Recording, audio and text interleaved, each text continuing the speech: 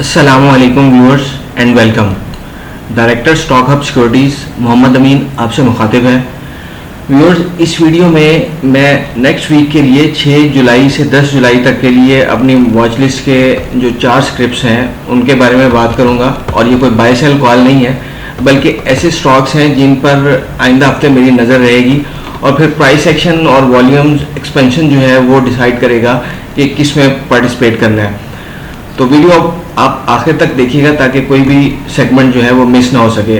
Stocks पे बात करने से पहले KSE 100 को देखते हैं कि प्रीवियस वीक में इन्फॉर्म किया गया था कि सेकंड लास्ट वीक जो है उसमें नैरो रेंज कैंडल बनी है। एक तो हॉलीडेज़ की वजह से और दूसरा वैसे भी ये साइक्लिकल मूव होती है जिसमें रेंज का नैरो होना और एक्सपेंशन होना ये आम बात है। तो एक 80,507 का हाई और एक 77,674 का लो जो 24 जून तक का वीक था। तो नेक्स्ट वीक में जो है वो हमें रेंज भी एक्सपैंड होती हुई नज़र आई और वॉल्यूम भी एक्सपैंड होते हुए नज़र आए और वीक ऑन वीक बेसिस पे 5,800 पॉइंट मार्केट प्लस रही और अपने रेजिस्टेंस एरिया में मार्केट इस टाइम पे अप्रोच कर रही है। 185,372 की क्लोजिंग आई है और फिर हमारे पास हिस्टोरिकल हाई जो है वो 91,32 का आ जाता है। इसे 2,10,000 और 2,40,000 पे जाने के लिए इस एरिया में देखना होगा कि मार्केट कैसे परफॉर्म करती है, कैसे बिहेव करती है।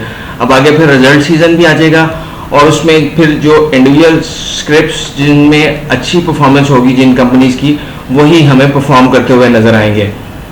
डेली बेस पे सेकेंड लास्ट कैंडल जो थी वो इसमें थोड़ा ऐसा शो हुआ था कि थोड़ा जो है वो सेलिंग प्रेशर विटनेस करने में आए, लेकिन ऐसा नहीं हुआ और मार्केट ने उसके साथ ही रख के थोड़ा सा एक फिर नैरो रेंज कैंडल बना दी। 851 पॉइंट डेली बेस पे प्लस रही और अब ये जो हमारे पास हाई है 185,900 का, ये रेफरेंस के तौर पे काम करेगा। नेक्स्ट वीक की वॉच लिस्ट पे बात करने से पहले जो प्रीवियस वीक की वॉच लिस्ट थी उस पर देखें तो ILP का इन्फॉर्म किया गया था और ये इसने पहले दिन ही 10% से ज़्यादा, एक दिन 10% और नेक्स्ट डे भी तकरीबन 11% इसमें हमें राइज देखने में। एक PIBTL था, इसने परफॉर्म नहीं किया। ये फिलहाल पोस्ट ब्रेकआउट कंसोलिडेशन एरिया में है और स्टिल वॉच लिस्ट में है। DGKC के लिए सर्कल ड्रा किया हुआ है और ये इसका सपोर्ट एरिया है। ये प्रीवियस वीक में इन्फॉर्म किया गया था और 212 का जो लो है ये इसमें इंटैक्ट जब तक है, स्विंग डाउन नहीं होती, हमें नए हायर हाइज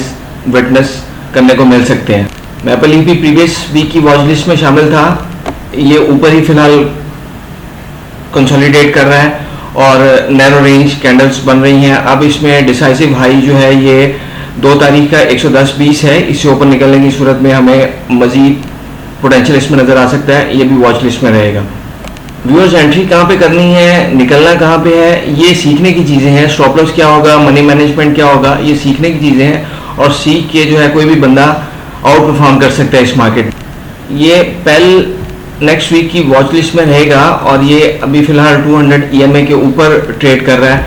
ये जो ऊपर सर्कल ड्रा किया ये फेक आउट था, ये फेक आउट कन्वर्ट हो गया, यानी एक नया हाई लगा। वॉल्यूम भी अच्छा था। ये जो बुल कैंडल है 8 जनवरी की, इसमें अच्छा खासा हैवी वॉल्यूम था, लेकिन फिर हमें उसका फॉलो अप नहीं नजर आ सका और ये फेक आउट ऐसा हुआ। तो ये स्टॉप लॉस के लिए बहुत अच्छा सीखने की चीज़ है कि अगर किसी ने स्टॉप लॉस नहीं रखा इस एरिया में और वो ट्रैप हो गया तो फिर वो दोबारा सर्वाइवल उसका ज़रा मुश्किल हो जाता है। तो स्टॉप लॉस मस्ट कंपोनेंट है ट्रेडिंग।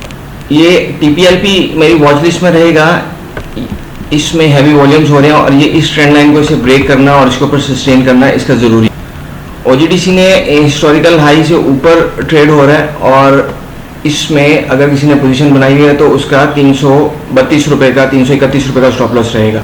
PSO 144 से 185 की रैली में बिल्कुल भी परफॉर्म नहीं कर सका और इस टाइम पे इसमें ये कंसोलिडेशन एरिया इसका हो जाएगा और इससे ऊपर निकलने की सूरत में फिर जो है यहाँ पे कुछ ना कुछ मूव बनने के चांस बन सकते हैं कि ये।